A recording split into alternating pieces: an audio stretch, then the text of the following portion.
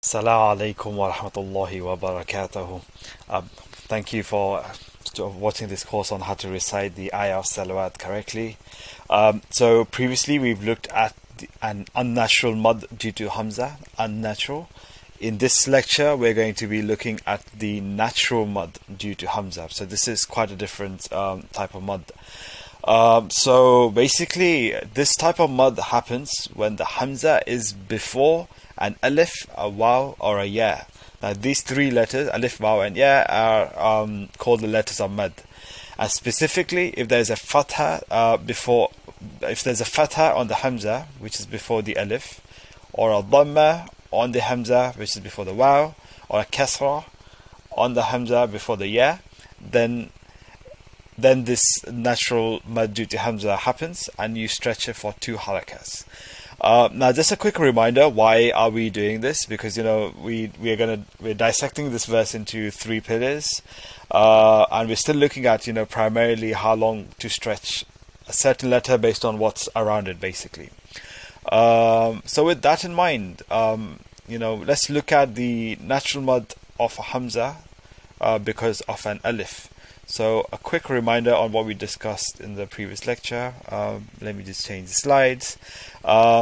If you were looking at a natural mud due to hamza, that should say natural and not unnatural. So let me just change that real quick. Natural mud due to a hamza. Basically, let's look at the condition of an alif because that's the one which is in scope for this lecture. Basically, there is a hamza with a fatha on it, just like that. And then right after this hamza with a fatha on, the next letter is an alif.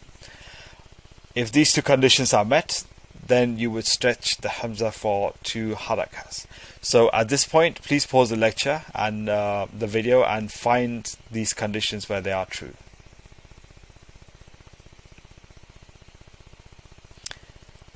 Okay, so you will find that this happens once in this verse, and which is right over there. So the way you would say it is amanu. So 2 harakas on the hamza. Ya ayyuhalladhina amanu. Most people say amanu, or just for 1 haraka, which is wrong because the rules of tajweed say that the natural mud due to hamza, when the conditions are met, you would stretch it for 2 harakas. So yeah, that's what this lecture is really. And so let me quickly re-summarize again. In the context of this verse, we are looking for a hamza which has a fatha on it, just like this. Hamza with a fatha on it. And right after the hamza with the fatha on, we're looking for an alif, just like that. So we scan through the ayah and we can find it right there, hamza with a fatha and alif, and this alif is empty, so the conditions are met. And in this instance you would stretch it for 2 harakas and 2 only, not more than 2, not less than 2. Most people say amanu sallu alayhi, which is wrong. And on the other hand, some people might even stretch it more than 2 harakas, which is also wrong. So you would say Ya ayyuhalladhina amanu sallu alayhi wa sallimu taslima. Allahumma salli ala Muhammadin wa ali Muhammad wa so yeah, like, share and comment on this video please, and please tell your friends about this. I'll be putting up a link for a workbook right in the comments once I get around to actually working on it.